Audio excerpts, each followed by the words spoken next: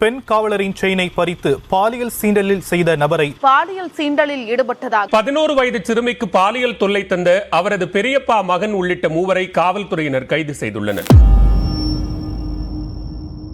பெண்களுக்கு எதிரான பாலியல் செயல்கள் தினம் தினம் அதிகரிச்சுட்டு தான் இருக்கு. தமிழகம் பெண்களுக்கு பாதுகாப்பில்லாத மாநிலமா மாறிடுச்சுன்னு ஆளுநர் RN ரவி, பாஜக தலைவர் அண்ணாமலைன்னு இவங்கெல்லாம் சொன்னது அதிர்ச்சியை ஏற்படுத்துற இந்த நிலையில மக்கள் கிட்ட பெண்கள் பாதுகாப்பு பத்தி நம்ம கேட்டபோது அவங்க என்ன சொன்னாங்கன்னா, கொஞ்சம் பயமாதான் இருக்கு, பயமா தான் இருக்கு. ஏன்னா கொஞ்சம் நம்ம தைரியத்தை நம்ம தான் வர வச்சுக்கணும். வேற என்ன பண்றது, நம்ம தைரியத்தை இருந்தலன்ட்டா இந்த இடத்துல வாழ முடியாதுலம்மா. நமக்கு எல்லாமே நம்மளுக்கு தோணை ஆண்டவரோட தோணை தான் நம்மளுக்கு. வேறு யாரும் மக்கள் நம்மளுக்கு யாரும் இது பண்ண கிடையாது. ஆண்டவரை நினச்சி நம்ம தொழில் வாழ செஞ்சிட்ருக்கேன் நான். எனக்கு யார் தோணை கிடையாது, கடவுள் தான் தோணை நம்மளுக்கு, வேறு யாரும் கிடையாது. பாதுகாப்பானா என்னோட சர்க்கிள் பொறுத்த வரைக்கும் நான் பாதுகாப்பாக தான் இருக்கேன். நம்மளோட சைடும் பார்க்கணும்ல. ஸோ நம்மளும் கரெக்டாக இருக்கணும். சுற்றி இருக்கிறோட இப்போ இருக்கிற ஜென்ரேஷனும் நம்ம கண்டிப்பாக பார்க்கணும். எல்லாமே நம்ம புரிஞ்சு நடந்துக்கிட்டோம் அப்படின்னா நம்ம மெயின்டைன் பண்ணுறது, ஒரு கேர்ள்ஸ் சர்வை பண்ணுறது ரொம்ப ஈஸியாக இருக்கும்னு நினைக்கிறேன். பெண்களோட பாதுகாப்பு நம்ம இளைஞர்களும் பெரியவங்க எல்லோரும் கவர்மெண்ட் எல்லாம் முன்னாடி தான் எல்லாம் பண்ணோம். பெண்களும் அவேர்னஸ் இன்னும் நல்லா பண்ணோம். அதே போல் பெண்களுக்கான தைரியம் அதிகமாக இருக்கணும்.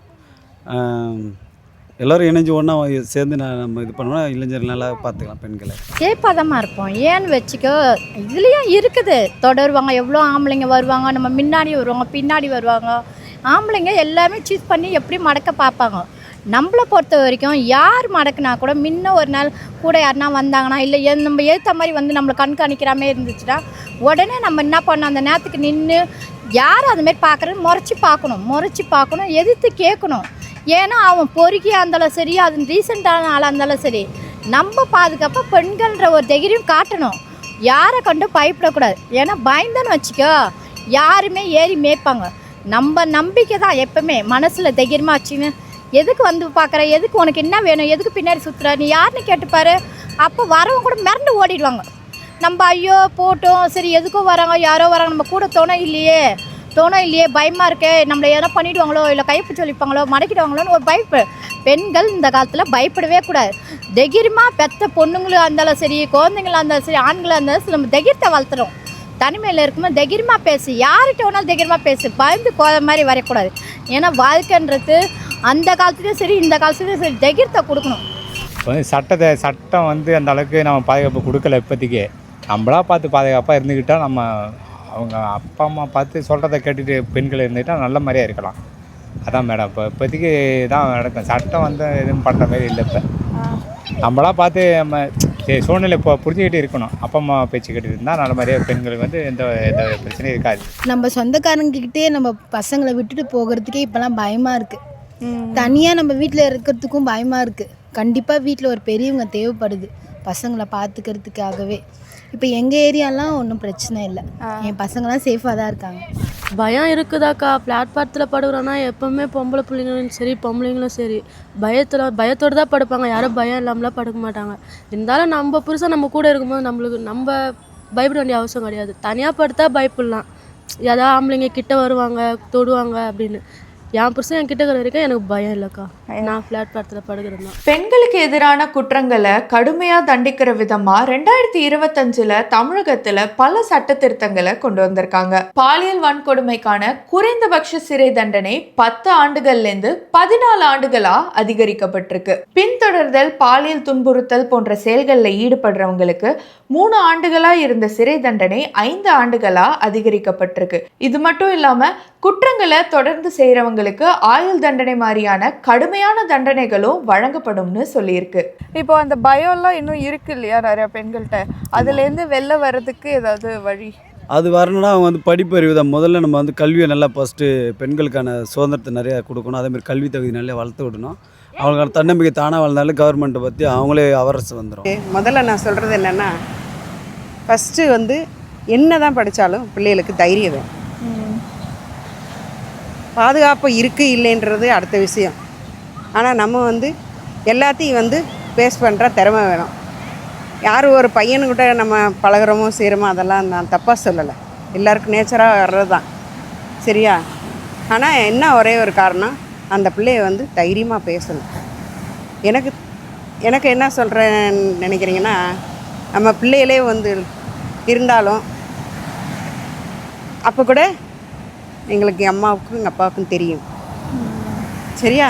2023 ஒரு அறிக்கையின்படி 1,00,000 மக்களுக்கு 159.54 விகிதத்துல போலீசார் இருக்காங்க. இதெல்லாம் மீறி ஓடுற ரயில்ல ஒரு கர்ப்பிணி பெண்ணுக்கு நடந்த பாலியல் தொல்லை, ரயில் நிலையத்துல பெண் போலீஸுக்கு நடந்த தொல்லைன்னு இதெல்லாம் பத்தி மக்கள் கிட்ட கேட்டப்போ, இப்போது அரசாங்கத்தில் நிறைய சட்டம்லாம் கொண்டு வராங்க. இப்போ மாற்றம்லாம் வந்துட்டே தான் இருக்குது.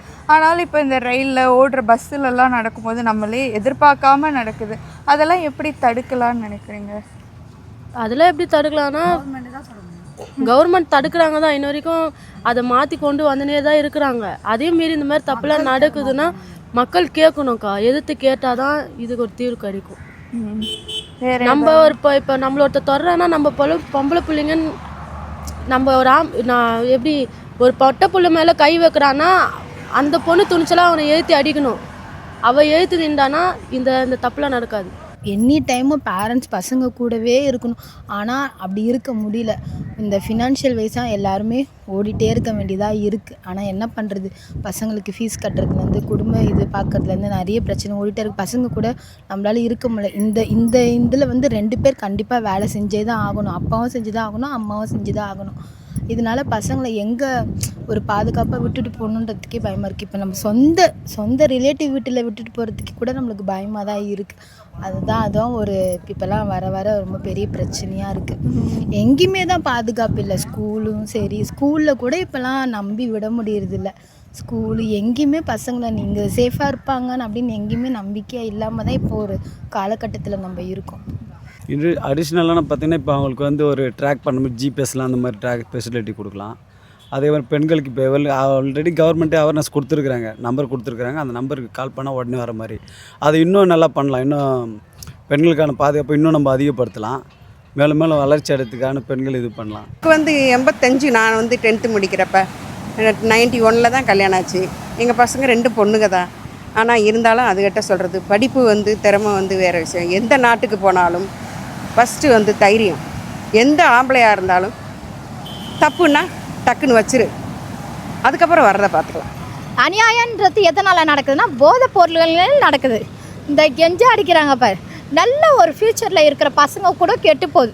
பெற்றவங்க வந்து அந்த தொப்புள் கொடியில் வரும்போது நல்லா தான் வருதுங்க. இந்த ஃப்ரெண்டு, இந்த சேர்வாசி, நேதம், மன உடைச்சல் இதனாலலாம் பாதிக்கப்படுறாங்க.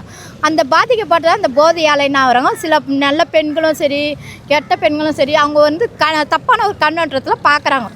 ஏதோ சும்மா டைம் பாஸ்க்கு கிடைக்குமா வருமானு பார்க்குறாங்க. அதுதான் என்ன பண்ணணும், நம்ம வந்து பெண்கள்னால் தைரியமாக இருக்கணும். அது எப்படியாப்பட்ட ஆளாக இருந்தாலும் வந்தாலும் சரி எழுத்து கேட்டுப்பார். நம்ம நம்பிக்கை பின்னாடி நைட்டும் பகலும் ஆம்பளை பெண் இருந்தால் கூட யாருமே வரமாட்டாங்க. அந்த காலத்துலேயும் சரி இந்த காலத்துலேயும் சரி அப்படி தான் இருக்குது. ஆனால் இப்போ இந்த போதை போகிறனால தான் இந்தமாரி ட்ரெயினில் இது பண்ணுறது, பாலியை இது பண்ணுறது, கெடுக்கிறது, இதெல்லாம் இந்தமாரி போதை பொருளால் தான்.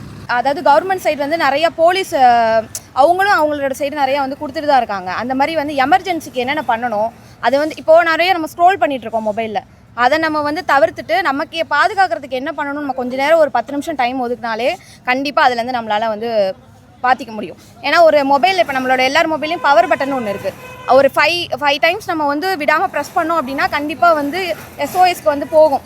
அவங்க கண்டிப்பாக லொக்கேஷன் ரீச் பண்ணி, இல்லை நிறைய ஆப்ஸ் இருக்குது, அது மூலமாக வந்து நாலேஜ் வளர்த்துக்கலாம். எவ்வளவோ இருக்குது. அதை அவங்க பண்ணாலே கண்டிப்பாக வந்து ஏதோ ஒரு விதத்தில் அதுலேருந்து அவங்க காப்பாற்றப்படுவாங்க கண்டிப்பாக. தமிழ்நாட்டில் பெண்கள் பாதுகாப்பு தொடர்பான மக்களோட பார்வையும் பல கருத்துக்களையும் நம்மளால் தெரிஞ்சுக்க முடிஞ்சுது. காவலன் செயலி 1091, 181 போன்ற SOS எண்கள், இரவு நேரங்களில் கூடுதல் போலீஸ் பாதுகாப்பு அப்படின்னு அரசாங்கத்திலேருந்து நிறைய உதவிகள் வந்துட்டு இருந்தாலும் சமூகத்தில் மாற்றம் கொண்டு வரதுக்கு ஒவ்வொருத்தரோட பங்களிப்பும் ரொம்ப அவசியம். பெண்களுக்கு கல்வி, தைரியம், விழிப்புணர்வு மட்டும் இல்லாமல் பாதுகாப்பான சமூகத்தை கொடுக்கறதும் நம்மளோட கடமை தான்னு தெரிஞ்சு செயல்படணும்.